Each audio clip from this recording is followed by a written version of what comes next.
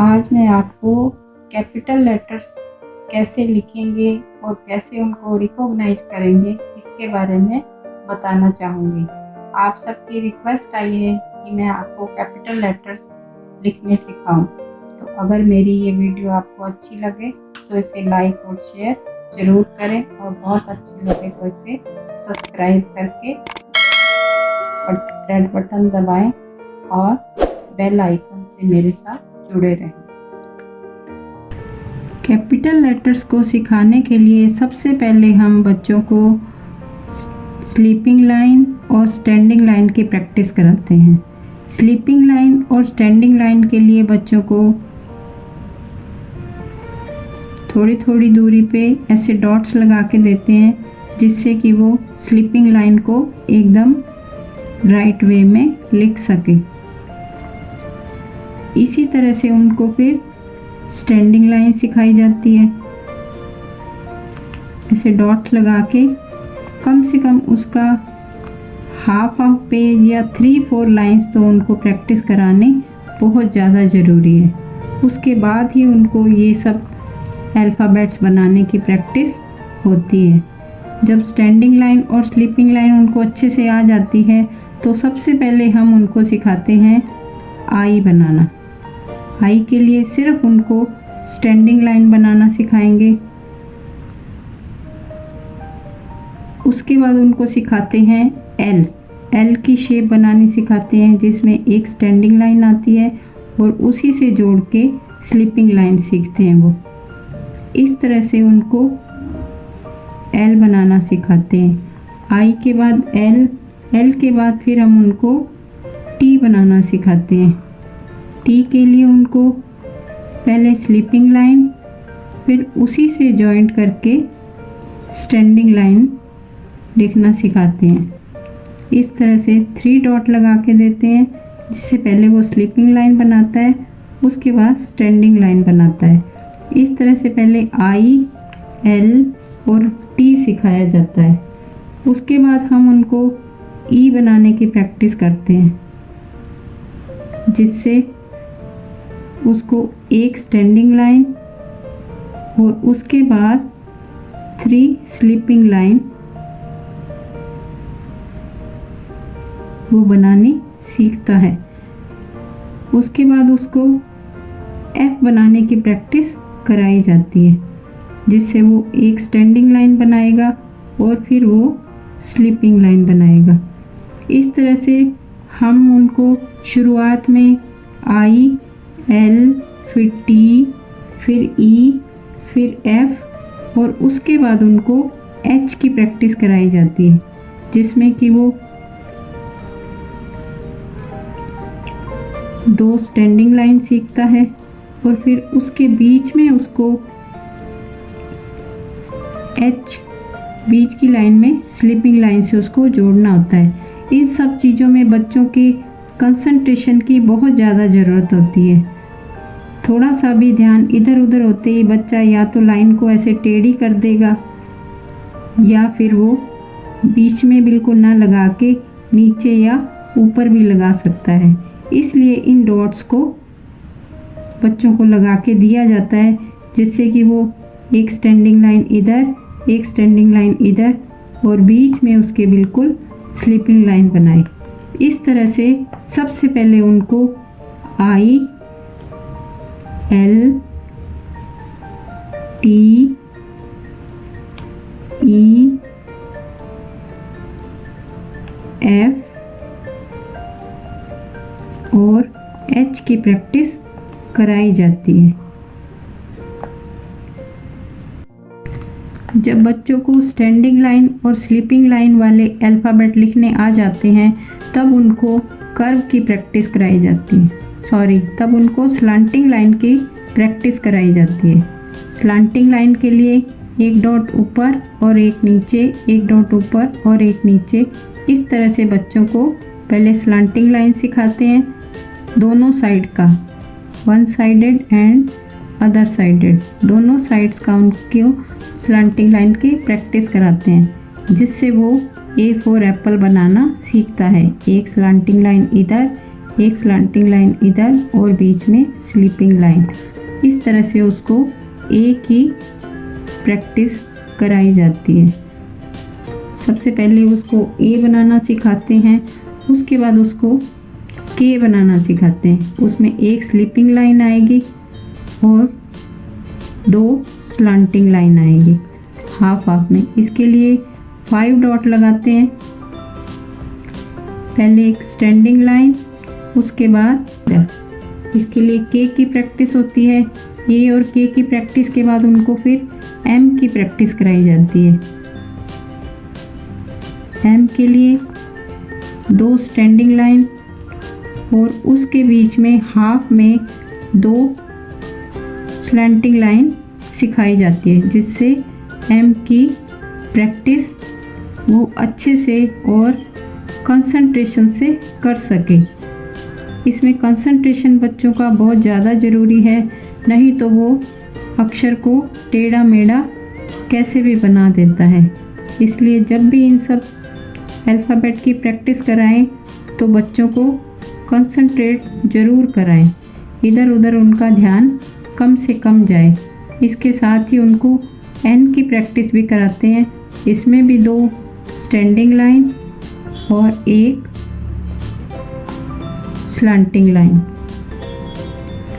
उसके साथ ही उनको वी बनाना भी 2 स्लैंटिंग लाइन से ही सिखाया जाता है, जिससे कि वो अच्छे से इसको कर सके। इसके लिए 2 ऊपर डॉट लगाएंगे और एक बिल्कुल बीच में लगाएंगे नीचे वाली लाइन में, जिससे उसको वी बनाना आएगा। उसके बाद उसको डब्लू बनाना।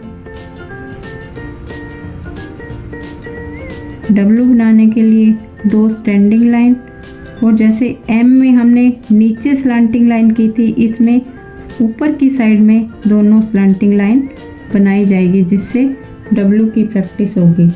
उसके बाद उनको एक्स की प्रैक्टिस कराई जाती है, जिसमें एक स्लैंटिंग लाइन इधर, एक स्लैंटिंग लाइन इधर।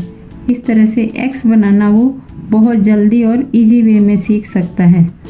उसके बाद वाई के लिए भी हम स्लैंटिंग लाइन, एक पूरी स्लैंटिंग लाइन बनाएंगे और एक को हाफ में ही बनाएंगे। इस तरह से वाई की प्रैक्टिस बच्चे इजी वे में कर सकते हैं। उसके बाद जेड को भी स्लीपिंग लाइन और 2 स्लीपिंग लाइन को जब स्लैंटिंग लाइन से ऐसे जोड़ना सिखाते हैं तो वो जेड बनाना इजी वे में सीखता है। अब जो रिमेनिंग लेटर्स हैं उनको बनाने के लिए कर्व का आना बहुत ज़रूरी है। कर्व की प्रैक्टिस के लिए बच्चों को 3 डॉट लगा के उनको कर्व की प्रैक्टिस कराई जाती है। 3 डॉट लगा के वो जैसे सी बनाते हैं, ऐसे कर्व की प्रैक्टिस करते हैं। एक तो सीधा सी, एक इससे रिवर्स। इस तरह से दोनों तरह के कर्व बच्चों को अच्छे से सिखाए जाते हैं, जिससे कि वो लेटर्स हैं उनको अच्छे से बना सके। जैसे बी बनाने के लिए बच्चों को ऐसे 6 डॉट लगाएंगे और वो पहले एक कर्व बनाएगा, उसके बाद दूसरा कर्व बनाएगा। पहले स्टैंडिंग लाइन, उसके बाद एक कर्व और फिर दूसरा कर्व।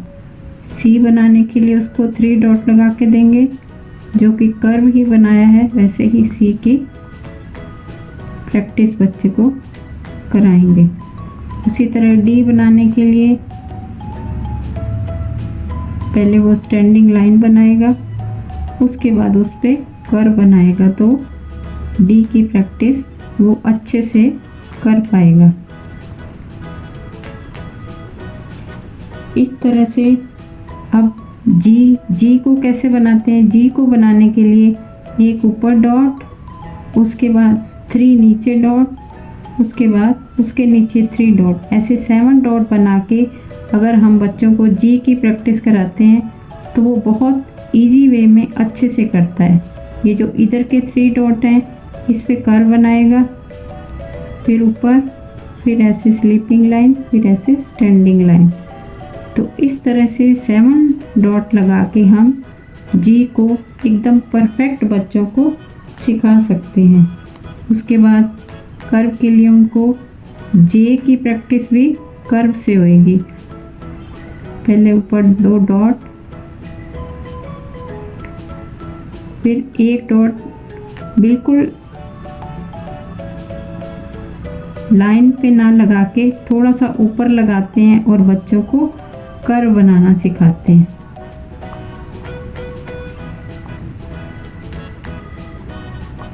जिससे कि वो लाइन से टच करता हुआ बनाए। इस तरह से बच्चों को जे की प्रैक्टिस कराई जाती है। उसके बाद ओ सिखाने के लिए बच्चों को 4 डॉट लगाते हैं। पहले वो एक सी इधर से बनाएगा, फिर उसको दोबारा सी बनाता हुआ उसको जॉइन करेगा। नहीं तो बच्चे पूरा प्रॉपर लाइन में ओ नहीं बनाते। अगर उनको डॉट नहीं लगा के दो तो या तो बीच में छोटा बना देंगे या उसको बहुत बड़ा सारा बना देते हैं। तो इसलिए प्रॉपर लाइन में 4 डॉट लगाने बहुत ज़्यादा ज़रूरी हैं, जिससे कि वो डॉट डॉट के ऊपर ओ की प्रैक्टिस कर सके। ओ के बाद पी के लिए भी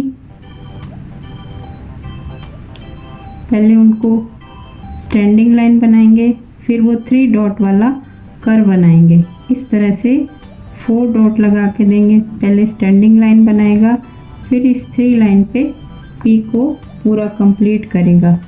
क्यू को बनाने के लिए भी ओ वाले 4 डॉट लगाने हैं, जिससे वो पहले ओ बना सके, फिर उसके नीचे उसको छोटा कर्व बनाना है। ना कि बच्चे जल्दी में क्या करते हैं, यूँ बना के और या तो इधर से उसको कट कर देते हैं या इधर से उसको कट कर देते हैं। ऐसे ना सिखा के उनको हमें पहले 4 डॉट पे उसको ओ बनाना है, उसके बाद जो नीचे है उसमें छोटा कर्व सिखाना है। इस तरह से क्यू की प्रैक्टिस करानी है। एस को बनाने के लिए 6 डॉट लगाने बहुत ज़रूरी हैं, जिससे कि वो ऊपर की 4 डॉट में सी बनाए और नीचे वाली डॉट को भी ऐसे उल्टा सी बना के उसको जॉइन करे, जिससे कि एस की शेप एकदम से परफेक्ट बैठे और उसको अच्छे से सीखना आए। इसी तरह यू बनाने के लिए भी पहले ऊपर 2 डॉट और नीचे इससे चिपका के नहीं बना के थोड़ा सा ऊपर बना के देंगे, क्योंकि यहाँ पे यू का कर्व आता है। तो इसको बनाने के लिए थोड़ा सा ऊपर यहाँ से स्टार्ट करेंगे, फिर यहाँ कर्व करेंगे, फिर ऐसे बच्चे को सिखाएंगे तो वो ज़्यादा इजी से सीखेगा। अगर हम ऐसे चिपका के बना देते हैं तो बच्चा यू की जगह ऐसे उसको स्क्वायर कर देता है।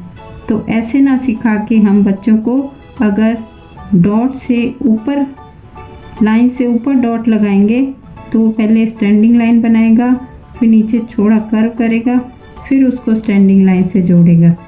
तो इस तरह से हम पूरे अल्फ़ाबेट को अलग अलग पार्ट्स में अगर बच्चों को सिखाएंगे तो वो उनकी शेप बनाना अच्छे से सीख जाएंगे, और उसके बाद ही हम उनको A to Z एक साथ करना सिखाएं।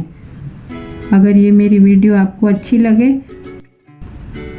A to Z बच्चों को हम कैसे सीरीज में लिखना सिखाए और उनको अच्छे से किस तरह से लिखना आए, ये मैं आपको नेक्स्ट वीडियो में बताऊंगी। अगर आपको मेरी ये वीडियो अच्छी लगे तो इसे सब्सक्राइब करें और मेरे साथ जुड़े रहें। Thank you.